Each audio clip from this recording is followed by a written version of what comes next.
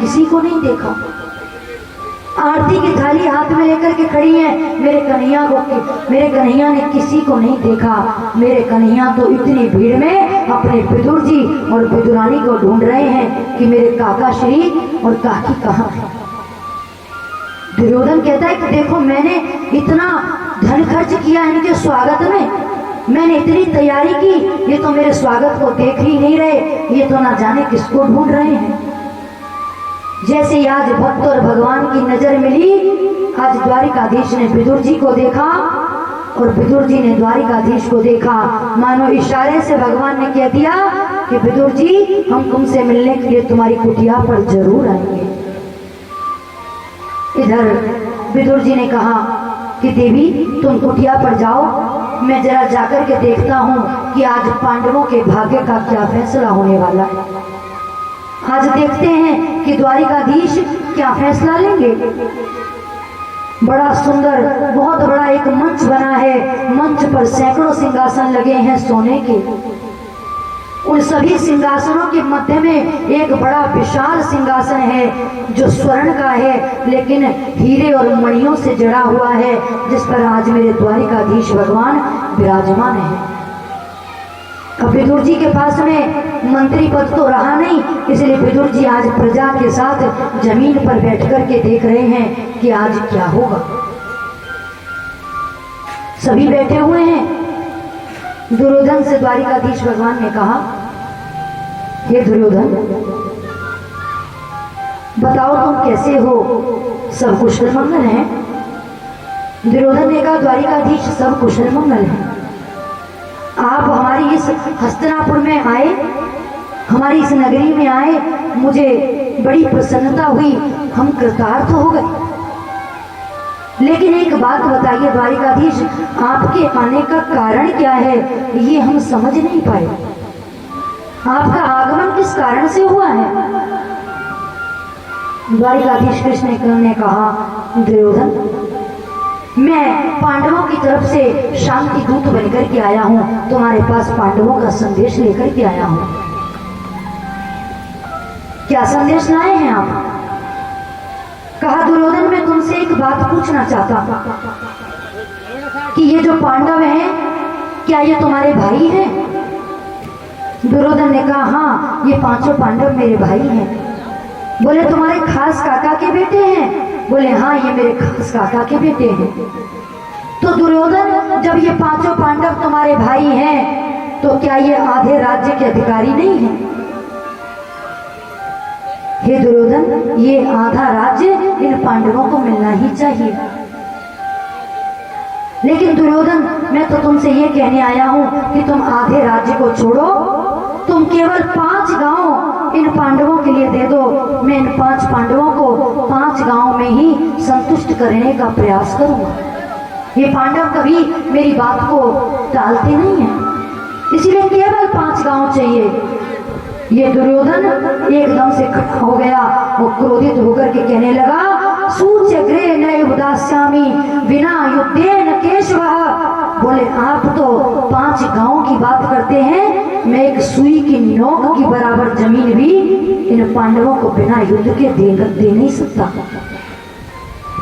यदि इन पांडवों को 5 गांव चाहिए तो मुझसे युद्ध करना पड़ेगा। भगवान ने कहा, दुर्योधन अभी तुमने ये युद्ध की कहानियां नानी से लोरियों में सुनी है, अभी ये युद्ध की बातें तुमने नानी और दादी के मुख से सुनी है, अभी तुमने युद्ध के परिणाम अपनी आंखों से देखे नहीं है। बोले युद्ध में हजारों माताएं विधवा हो जाएंगी, हजारों बालक अनाथ हो जाएंगे, हजारों बहनों की मांग सूनी हो जाएगी। इस युद्ध के परिणाम तुम क्यों नहीं समझ रहे हो? क्या मिलेगा तुमको युद्ध करके? लेकिन ये दुर्योधन तो बड़ा तड़क भड़क के बोला कि मैंने एक बार आपसे जो कह दिया सो कह दिया, जाकर के कह दो उन पांडवों से कि यदि उनको आधा राज्य चाहिए तो मेरे साथ आकर के युद्ध करें। धृतराष्ट्र जी ने धीरे से दुर्योधन का हाथ दबाया। बोले क्या कर रहे हो? तुमको ये मालूम नहीं है कि एक शांति दूत के साथ में कैसा व्यवहार किया जाता है? अरे वो द्वारिका के राजा हैं जिनसे तुम इस तरह से बात कर रहे हो। ये कौन सा तरीका है द्वारिकाधीश कृष्ण से बात करने का? अब ये दुर्योधन एकदम से इसकी भाषा पलट गई, हाथ जोड़ करके कहने लगा, हे कन्हैया मुझे क्षमा करना, मैं बचपन से ना थोड़ा उग्र स्वभाव का हूँ, मुझे क्रोध थोड़ा जल्दी आ जाता है, मैं आपको समझ नहीं पाया, आप मुझे क्षमा कर दें। अच्छा, ये राजनीति की बातें तो बाद में होती रहेंगी। देखो मेरी माता गांधारी ने आपके लिए 56 प्रकार का भोजन बनाया है, पहले आप अंदर चल के भोजन पा लें। भगवान ने कहा, दुर्योधन भोजन केवल 2 ही परिस्थितियों में किया जाता है। पहली चीज, भोजन कराने वाले के मन में भोजन कराने वाले के लिए बहुत श्रद्धा हो, उस परिस्थिति में किसी के घर भोजन किया जाता है। दूसरा, यदि भूख से हमारे प्राण निकल रहे हैं, हम तड़प रहे हैं और भोजन की हमारे पास कोई व्यवस्था नहीं है, तो उस परिस्थिति में व्यक्ति अपमान का भोजन भी स्वीकार कर लेता है। लेकिन हे दुर्योधन, यहाँ दोनों में से एक भी परिस्थिति नहीं है। तुम्हारे मन में मेरे प्रति श्रद्धा कितनी है ये मैं अच्छे तरीके से जानता हूँ, तुम मेरा कितना आदर करते हो ये मैं भली भांति जानता हूँ, इसलिए मैं तुम्हारे यहाँ भोजन नहीं कर सकता। और रही दूसरी परिस्थिति की बात, तो भूख की वजह से मेरे प्राण नहीं निकल रहे, जो मैं तुम्हारे ऐसे भाव में भी तुम्हारे घर का भोजन स्वीकार कर लूं। और वैसे भी हे दुर्योधन, मेरा तो निमंत्रण है विदुर जी के यहाँ। दुर्योधन हंसने लगा, बोला किसके यहाँ? बोले विदुर जी के यहाँ। बोले जिसके पास अपने लिए अपनी पत्नी को खिलाने के लिए 2 समय का भोजन नहीं है, उसके यहाँ आपका निमंत्रण है। क्या खिलाएगा वो आपको? अब वो मंत्री नहीं है यहाँ का, वो कुटिया में रहता है। भगवान ने कहा, मुझे मालूम है, लेकिन फिर भी मेरा निमंत्रण है, मैं भोजन विदुर जी की कुटिया पर ही जाकर के करूंगा। एक बात मेरी समझ में नहीं आई द्वारिकाधीश, कि आप सीधे द्वारिका से या हस्तिनापुर में मेरे महल में आए हैं, तो विदुर ने आपको निमंत्रण का भेज दिया। इधर विदुर जी बैठे बैठे सोच रहे हैं कि देखो तो सही, द्वारिकाधीश को मेरी तो इनसे कोई बात भी नहीं हुई, और ये कहते हैं कि इनका निमंत्रण मेरी कुटिया पर है। भगवान ने इशारे से कह दिया, मौन बैठे रहो, हम बात कर रहे हैं दुर्योधन से। कब दिया निमंत्रण? बोले द्वारिका में पत्र डाल दिया था मेरे पास में कि जब कभी हस्तिनापुर आओ तो मेरी कुटिया पर जरूर आना, मेरी कुटिया पर ही आप भोजन करना। फिर विदुर जी ने कुछ नहीं सोची, 1 मिनट भी विदुर जी वहां नहीं रुके, सोचा मेरा कन्हैया कभी भी मेरी कुटिया पे आ सकता है और मेरे घर में भोजन की कोई व्यवस्था नहीं है। दौड़े दौड़े गए विदुर जी, जाकर के कहा, देवी तुम जानती हो आज द्वारिकाधीश ने क्या कहा? बोली क्या कहा? इतनी भरी सभा में बड़े बड़े राजाओं के बीच में मेरे कन्हैया ने कहा कि मेरा मेरे काका श्री की कुटिया पर निमंत्रण है, मैं तो भोजन वहीं जाकर के करूंगा। अच्छा, तो क्या कन्हैया हमारी कुटिया पर आएंगे? बोले हाँ, यदि कहा है तो जरूर आएंगे। अच्छा देवी, मैं कुछ भोजन की व्यवस्था करके लाता हूँ। इधर विदुर जी तो चले गए, इधर कन्हैया का आना हुआ। विदुरानी स्नान कर रही है। जैसे ही कन्हैया ने कुंडी खटखटाई, विदुरानी ने अंदर से पूछा कौन? कन्हैया ने कहा, अरे काकी दरवाजा खोलो। जैसे ही विदुरानी ने सुना काकी, पागल हो गई विदुरानी, बोली काकी कहने वाला तो केवल मेरा कन्हैया ही है। देखो मेरा कन्हैया आज मेरे भाग्य को उदय करने के लिए मेरी कुटिया पर आ गया। विदुरानी ने वस्त्र भी नहीं बदले, स्नान करती करती दौड़ी दौड़ी आई, आकर के कन्हैया को दरवाजा खोल दिया। कन्हैया ने देखा पूरे वस्त्र भीगे हुए हैं, ऐसे ही दरवाजा खोल दिया। कन्हैया ने अपना पीतांबर विदुरानी को उड़ाया, अंदर ले गई विदुरानी। अब समझ में नहीं आता कि मैं अपने कन्हैया को बिठाऊं कहाँ। चौकी ली, चौकी को एक कोने में डाल दिया, बोली कन्हैया तुम यहाँ बैठो। कन्हैया जैसे ही बैठने लगे चौकी को तुरंत उठाया। नहीं नहीं कन्हैया, ये जगह तुम्हारे लिए अच्छी नहीं है, देखो तुम तो यहाँ बैठो। वहां बैठने लगे, वहां से भी चौकी को उठा लिया। अरे नहीं नहीं कन्हैया, यहाँ नहीं, तुम यहाँ मेरे सामने बैठो। और क्या किया, आज चौकी को उल्टा बिछा दिया विदुरानी ने, और आज मेरे कन्हैया उल्टी चौकी पर ही बैठ गए। कहते हैं राम है केवल प्रेम प्यारा, जान ले जो जानन हारा। जिस शिवरी ने अपनी कुटिया पर भगवान राम को बुला करके अपने झूठे बेर खिला दिए, वो शिवरी अपने आप को क्या कहती हैं? रामचरितमानस में शिवरी कहती हैं, अधम से अधम अधम अति नारी, तीन महू में मति मंद अगारी। वो शिवरी कहती हैं कि हे राम जी, मैं अधम से भी अधम और अधम से भी अधम, मैं तो विशेष साधकों में अधम नारी हूँ। मैं आपकी भक्ति नहीं जानती, मैं पूजा पाठ नहीं जानती, आपकी सेवा नहीं जानती। मुझे तो मेरे गुरुदेव ने, मतंग ऋषि ने कहा था कि हे शिवरी, इस कुटिया पर राम जी का इंतजार करना, एक दिन राम इस कुटिया पर आएंगे। तो मैं तो उस दिन से अपने गुरु जी की बात को सत्य मानकर प्रतिदिन रास्ते को बहारती हूँ, फूल बिछाती हूँ, प्रतिदिन बगीचे से बेर तोड़ करके लाती हूँ और वो मीठे बेर छांट करके आपके लिए रखती हूँ। ये भक्त का स्वभाव होता है। भक्त कभी अपने आप को बड़ा नहीं दिखाता, भक्त तो अपने आप को तिनके से भी छोटा दिखाता है। हनुमान जी क्या कहते हैं? राम जी के इतने बड़े सेवक हैं, इतने बड़े भक्त हैं राम जी के, और कहते क्या हैं? बोले प्रात ले जो नाम हमारा, तेहे दिन ताहे ना मिले ही आहारा। बोले प्रातः काल जो व्यक्ति हमारा नाम लेता है, उस दिन उसको भोजन भी नसीब नहीं होता। तो क्या ये बात सत्य है?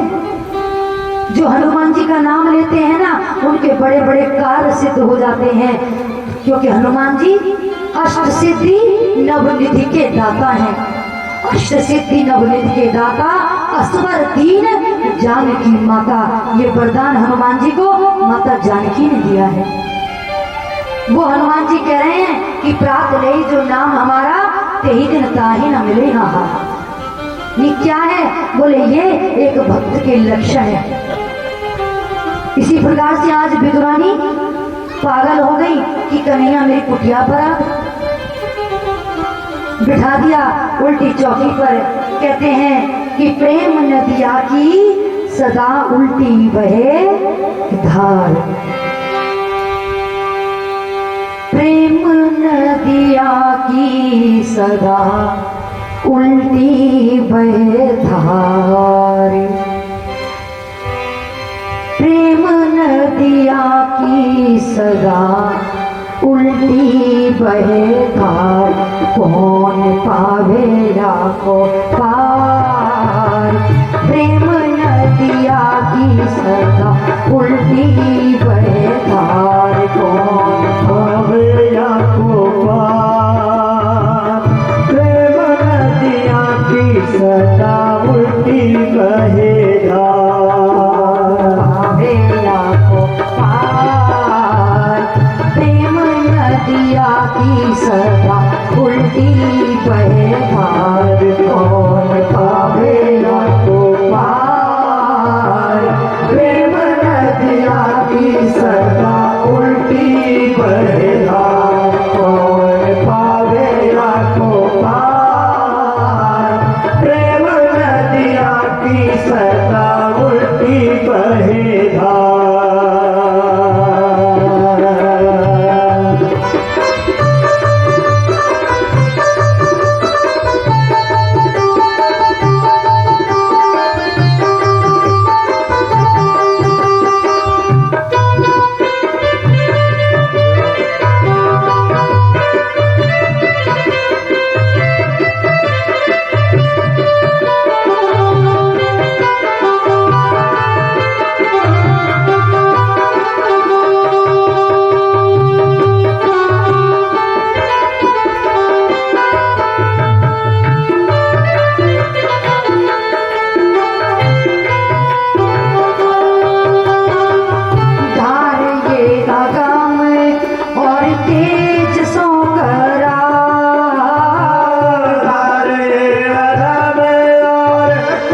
जिसो तेरा धार ये गगा में और तेज सो करार धार ये गगा में और तेज सो करार क्रूर कौन गम में क्रूर क्रूर कौन गम में तेरे रिजवा जो है रस के किनार प्रेम नदिया की सदा उल्टी बरधार जोन पावे को पार प्रेम नदिया की सदा उल्टी बहेधार पावे को पार प्रेम नदिया की सदा उल्टी बरधार कौन पावे को पार प्रेम नदिया की सदा उल्टी बहेधार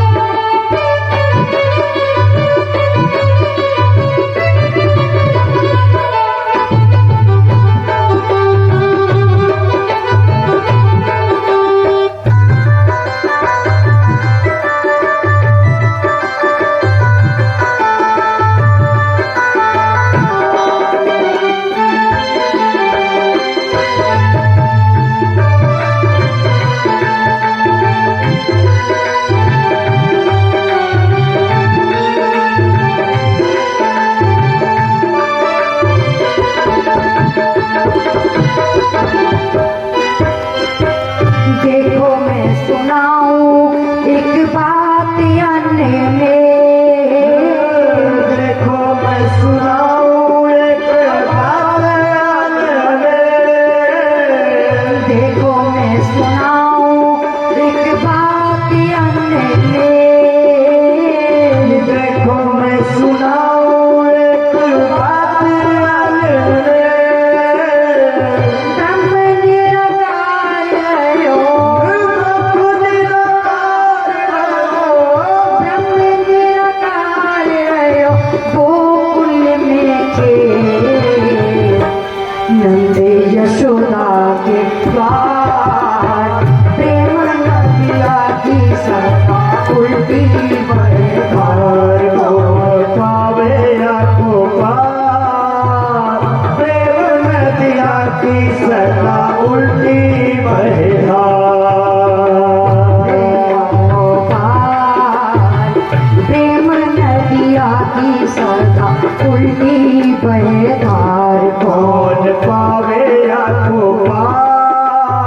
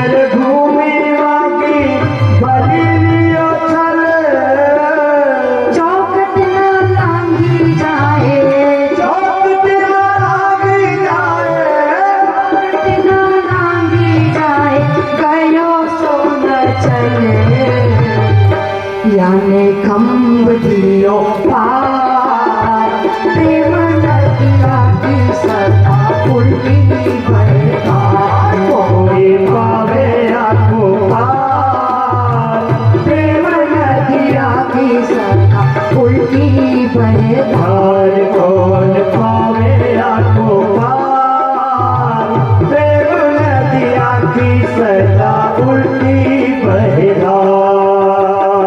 प्रेम को प्रमुख यह वृंदावन धाम, प्रेम को प्रमुख यहाँ वृंदावन धाम, प्रेम को प्रमुख श्री वृंदावन धाम, प्रेम को प्रमुख श्री वृंदावन धाम, प्रेम हित पायो श्याम, प्रेम हित पायो श्याम, प्रेम हित पायो श्याम, रसियन में नाम, या है जाने कहा गवार, प्रेम नदिया की सदा उल्टी बहता, हार कोई पावे आको पार, प्रेम नदिया की सदा उल्टी बहरा। पावे आको पार, प्रेम नदिया की सदा उल्टी बहता, कौन पावे आको पार, प्रेम नदिया की सदा उल्टी बहरा।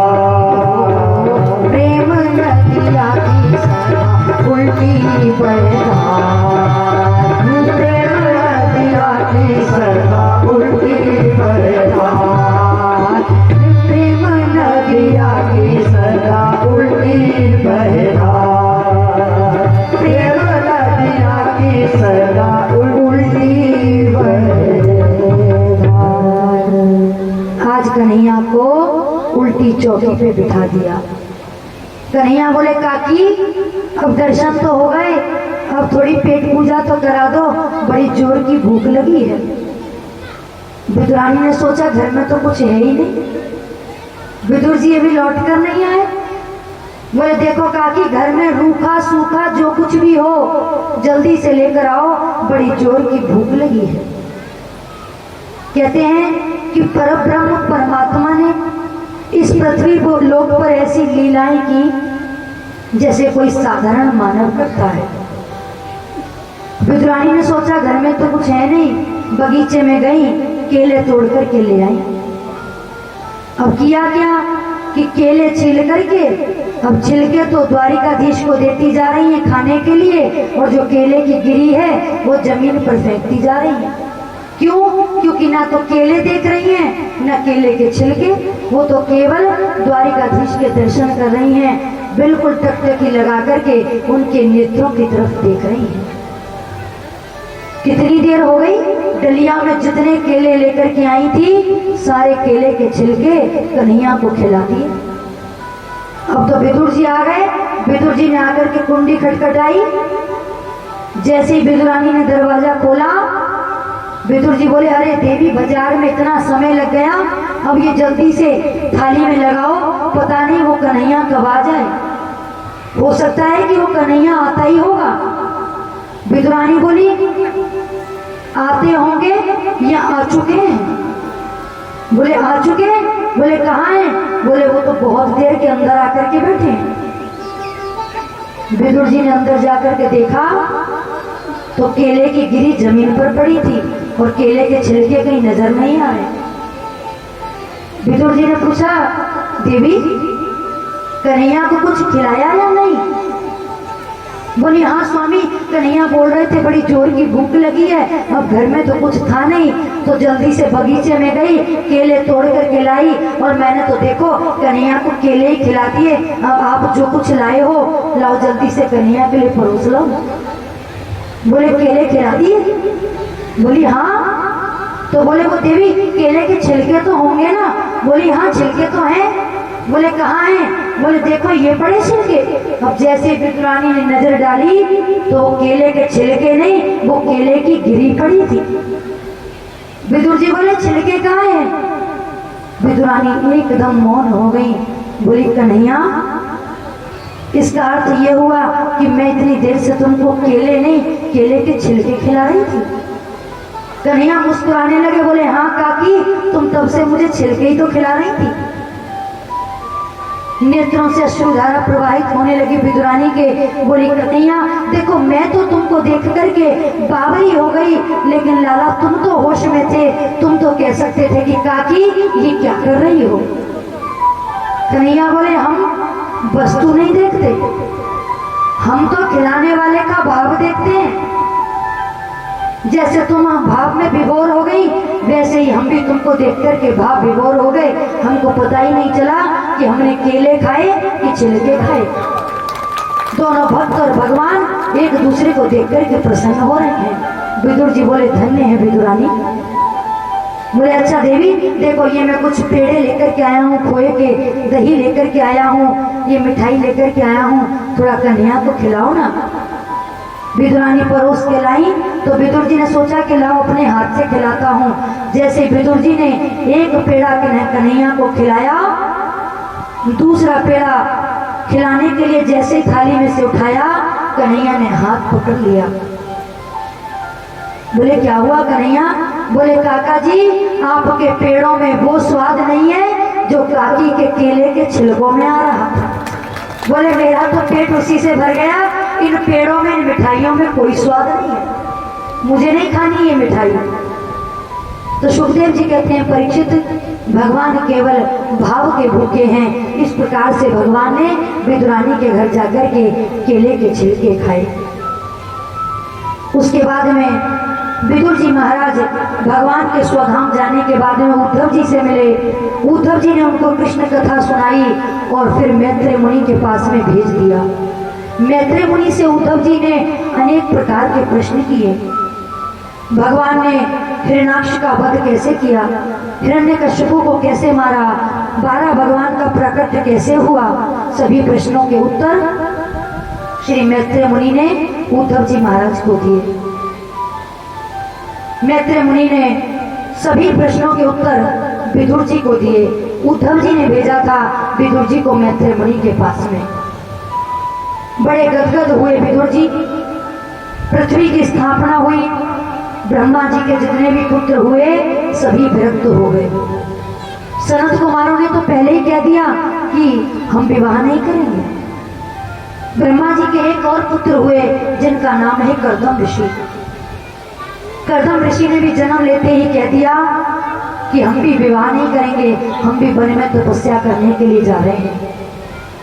कहते हैं कि कर्दम ऋषि ने 10,000 वर्षों तक तपस्या की, लेकिन तपस्या करते करते कर्दम ऋषि के मन में विचार आया, बोले इतने लंबे समय से हम तपस्या कर रहे हैं और देखो ये गृहस्थी लोगों को विवाह करते हैं, घर में सुंदर पत्नी आती है, बाल गोपाल होते हैं, अपने जीवन का आनंद लेते हैं।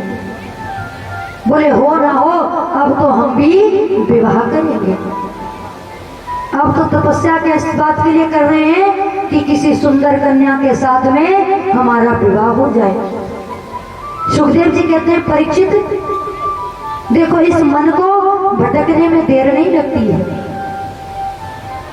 भगवान भी मुस्कुरा रहे हैं, बोले देखो कोई तपस्या करता है मेरी भक्ति पाने के लिए, कोई तपस्या करता है मुक्ति पाने के लिए, कोई तपस्या करता है वैकुंठ जाने के लिए, और इन बुढ़ऊ महाराज को देखो ये बुढ़ापे में तपस्या कर रहे हैं किसी सुंदर कन्या से विवाह करने के लिए।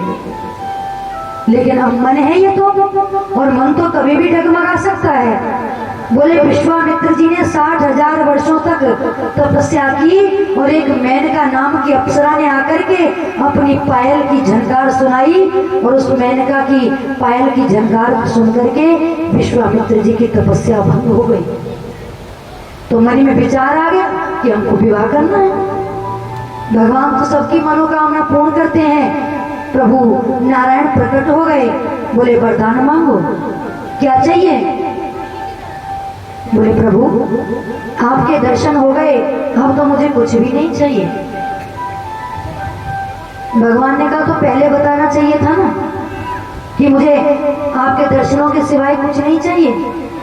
बोले तब से तो तपस्या कर रहे थे कि हमारा विवाह हो जाए, और देखो जब हम प्रकट हो गए तो हम कहते हैं कि वरदान मांगो, तो कहते हो कि हमें कुछ नहीं चाहिए। कर्दम ऋषि ने कहा कि प्रभु मैं आपसे झूठ नहीं बोलूंगा, मेरे मन में यही इच्छा थी कि किसी सुंदर कन्या के साथ में मेरा विवाह हो जाए, लेकिन अब आपके दर्शन करने के बाद में मेरे मन की ये इच्छा समाप्त हो गई है। अब मुझे सिवाय आपकी भक्ति के कुछ नहीं चाहिए। प्रभु मुस्कुराने लगे, बोले देखो कर दी ना हमारी जबान खराब। बोले वो कैसे?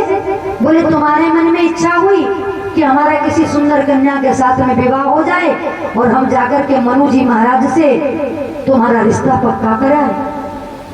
बोले मनु महाराज की 5 संतानें हैं, 3 पुत्रियां हैं, आकुति, देवहूति, प्रसूति, और 2 पुत्र हैं, राजा उत्तानपाद और प्रियव्रत।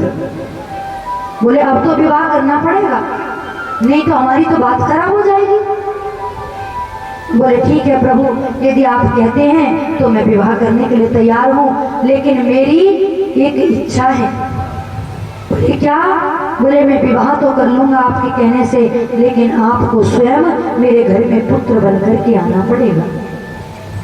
भगवान ने कहा तथास्तु।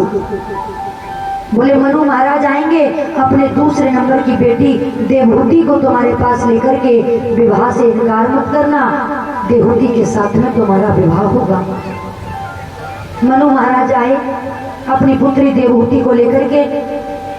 तब कर्दम ऋषि ने कहा कि देवी मैं आपसे विवाह तो कर रहा हूँ, लेकिन मेरी एक इच्छा है, तुमको एक वचन देना होगा। बोले क्या? बोले जैसे ही मेरे घर में पुत्र का जन्म हो जाएगा मैं दोबारा से तपस्या करने के लिए जंगल में चला जाऊंगा। देवहूति ने कहा ठीक है स्वामी, मुझे स्वीकार है। दोनों का विवाह हुआ, धीरे धीरे समय व्यतीत हुआ, इनके घर में एक कन्या का जन्म हुआ। अब भगवान ने कहा था कि मैं पुत्र बनकर के तो आऊंगा, लेकिन अभी तो कन्या ही है घर में। कर्दम ऋषि ने कहा कि देवी देखो अब घर में संतान आ गई, अब हम तपस्या करने के लिए जाना चाहते हैं। माता देवहूति ने कहा कि बात ये हुई थी कि जब हमारे घर में पुत्र का जन्म होगा तब आप तपस्या करने के लिए जाएंगे, लेकिन ये तो पुत्री है। कहा ठीक है। दूसरी बार में संतान हुई, फिर से पुत्री हुई, तीसरी पुत्री हुई, चौथी पुत्री हुई, 5वीं पुत्री हुई, 6ठी पुत्री हुई, 7वीं पुत्री हुई। कर्दम जी के यहाँ पर 9 कन्याओं का जन्म हुआ। कर्दम जी ने कहा प्रभु पूरा गृहस्थी में ही फंसा दिया, भजन कब करूंगा, आप मेरे घर में पुत्र बनकर के कब आएंगे? प्रभु ने कहा चिंता मत करो, अब की बार मेरा ही नंबर है। तब कर्दम ऋषि के यहाँ पर 10वीं संतान के रूप में मेरे नारायण भगवान कपिल के रूप में प्रकट हो गए। बोले श्री कपिल भगवान की। कपिल भगवान का अवतार लेकर के कर्दम ऋषि के यहाँ मेरे प्रभु पधारे हैं। दर्शन किए, प्रणाम किया कपिल भगवान को, और कर्दम ऋषि तपस्या करने के लिए चले गए। इधर 9 कन्याओं का विवाह भी हो गया। ये 9 कन्याएं बड़े बड़े ऋषियों के लिए ब्याही गई। अब माता देवहूति अपनी कुटिया में बैठी बैठी सोच रही हैं, बोली देखो पति देव तो दोबारा से तपस्या करने के लिए चले गए, और हमारे घर में साक्षात नारायण पुत्र बनकर के आए, और मेरी 9 कन्याएं बड़े बड़े तेजस्वी तपस्वी ऋषियों के लिए ब्याही गई। मेरा जीवन क्या है? अब तो मुझको भी भक्ति करनी चाहिए। और आज माता देवहूति छोटे से कपिल भगवान के सामने जाकर के बैठ गई। अपने हाथ से कपिल भगवान को स्नान कराया, चंदन का तिलक लगाया, माला पहनाई, और आज अपने पुत्र को प्रणाम किया। कपिल भगवान ने कहा माँ आप ये उल्टी गंगा क्यों बहा रही हैं? अरे एक पुत्र अपनी माता को प्रणाम करता है, और आप एक माता होकर के अपने पुत्र को प्रणाम क्यों करती हैं? माता देवहूति ने कहा मैं जानती हूँ आप कोई साधारण मनुष्य नहीं है, आप साक्षात भगवान नारायण मेरे घर में पुत्र बनकर के आए हैं। मैं आपसे कुछ पूछना चाहती हूँ। कहिए माँ आप मुझसे क्या पूछना चाहती हैं? आज माता देवहूति कपिल से प्रश्न करती हैं, हे प्रभु मेरी परिस्थिति बड़ी खराब हो रही है। ये जो 10 इंद्रियां हैं, 5 कर्मेंद्रियां, 5 ज्ञानेंद्रियां, ये सब मुझको अपनी अपनी तरफ खींचती हैं। ये मन एकाग्र नहीं होता है। इस मन को वश में करने का उपाय क्या है? और दूसरा प्रश्न मेरा पुत्र तुमसे ये है कि बंधन किसका होता है? बंधन मन का होता है या बंधन शरीर का होता है या बंधन आत्मा का होता है? प्रभु कपिल देव ने कहा, माँ वैसे तो आप स्वयं ज्ञानी हैं, विदुषी हैं, सब कुछ जानती हैं, लेकिन फिर भी अपनी बुद्धि से मैंने जो जाना है वो मैं तुमको अवश्य बताऊंगा। बोले, माँ इंद्रियों को वश में करने का सबसे अच्छा साधन है कि प्रत्येक इंद्री को परमात्मा की तरफ मोड़ दो। बोले, यदि ये आंख कहती हैं कि मुझे सुंदर दृश्य देखने का मन हो रहा है तो सीधे मंदिर में चले जाओ और इन आंखों को ठाकुर जी के दर्शन करा दो। यदि ये कान कहते हैं कि हमें कोई मधुर संगीत सुनने के लिए चाहिए तो जहाँ कहीं भी कथा भागवत हो रही हो, जहाँ कहीं भी सत्संग हो रहा हो, जहाँ कहीं भी कीर्तन हो रहा हो, वहाँ जाकर के बैठ जाना चाहिए और इन कानों को ठाकुर जी की कथा से जोड़ देना चाहिए।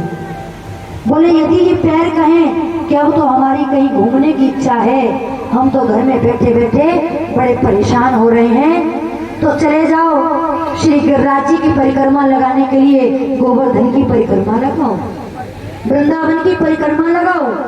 और माँ यदि ये जीवा कहे कि मुझको तो बड़े सुंदर सुंदर व्यंजन खाने के लिए चाहिए, तो सबसे पहले उन सुंदर व्यंजनों का ठाकुर जी को भोग लगाओ। फिर वो व्यंजन व्यंजन नहीं रहेंगे, वो ठाकुर जी का प्रसाद हो जाएंगे। इस तरह से माँ अपनी प्रत्येक इंद्री को गोविंद की तरफ मोड़ दो। और दूसरा प्रश्न आपने किया माँ कि बंधन किसका होता है?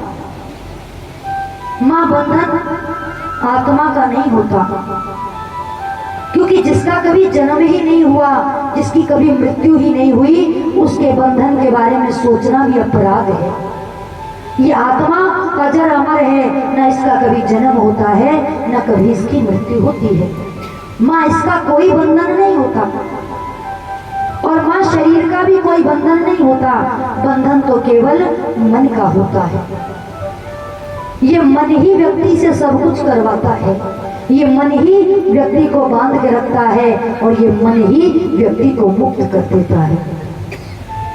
अभी मन हुआ, बोले चलो कथा में चलते हैं, यहाँ भागवत हो रही है, कथा सुनने जाना चाहिए। मन हुआ, कथा में आकर के बैठ गए। अब कथा में मन नहीं लगा तो यहाँ से उठ करके चल दिए। क्यों? क्योंकि कथा में मन नहीं लगा। तो आपको लाने वाला भी मन ही था और यहाँ से ले जाने वाला भी मन ही है। जो मन ने मान लिया वही इंसान ने कर डाला। बोले माँ ये मन ही व्यक्ति को बांधता है। और माँ रही बात इस व्यक्ति के सुख और दुख की, तो इस संसार में कोई भी सुखी नहीं है। इस संसार में माँ सब कोई दुखी है। ऐसा हमको लगता है कि ये व्यक्ति सुखी है, ये व्यक्ति सुखी है, लेकिन वास्तविकता में इस संसार में कोई भी सुखी नहीं है। दीन कहे धनवान सुखी, धनवान कहे सुख राजा को भारी, राजा कहे महाराज सुखी, महाराज कहे सुख इंद्र को भारी। इंद्र कहे चतुरानन को सुख, ब्रह्मा कहे सुख विष्णु को भारी, तुलसीदास विचार कहे हरि भजन बिना सब जीव दुखाए। बोले संसार में हरि के भजन के बिना प्रत्येक व्यक्ति दुखी है। और माँ ये व्यक्ति जिस दिन से जन्म लेता है और जब तक इसकी मृत्यु होती है तब तक ये व्यक्ति दुखी ही रहता है। माता देवहूति ने कहा पुत्र हो कैसे? बोले जन्म दुखम जरा दुखम जाया दुखम पुनः पुनः अंत कालम महादुखम तस्मात् जाग्रहि जाग्रहि। मतलब बोले जन्म दुखम, जिस समय इस जीव का जन्म होता है, प्रसव के समय इस जीव को माता के गर्भ से बाहर आने में इतनी पीड़ा होती है, इतनी पीड़ा होती है माँ, कि ये जीव कहता है कि कैसे भी करके एक बार मैं माता के गर्भ में से बस बाहर निकल जाऊं, फिर तो हे ठाकुर जी तुम्हारा इतना भजन करूंगा, इतना भजन करूंगा कि भजन कर करके भजन के ढेर लगा दूंगा। लेकिन जैसे ही जन्म हुआ सब भूल गए, कौन ठाकुर जी, कहाँ के ठाकुर जी। अब तो मस्त हो गए अपनी गृहस्थी में, अपने बच्चों में, कमाने में, खाने में। बोले जन्म दुखम जरा दुखम, बोले जन्म लिया तब खूब दुखी थे, बड़े हुए, कमाया खाया, बच्चों को बड़ा किया, बच्चों की नौकरी लगी, घर में बहू आ गई, बड़े चैन से रह रहे हैं। लेकिन जरा दुखम क्या, जरा कहते हैं वृद्ध अवस्था को। बोले अब ये बुढ़ापा आ गया, और जैसे ही महाराज ये बुढ़ापा आया, अब इस व्यक्ति का जीवन बड़ा दुखी हो गया। क्यों? क्योंकि सारी इंद्रियां शिथिल हो गई, आंखों से कम दिखाई देने लगा, कानों से कम सुनाई देने लगा, कमर से बैठा नहीं जाता, पैरों से चला नहीं जाता, और ये बच्चे अब सुनते नहीं हैं। जो घर का मालिक था, जिसने इस घर को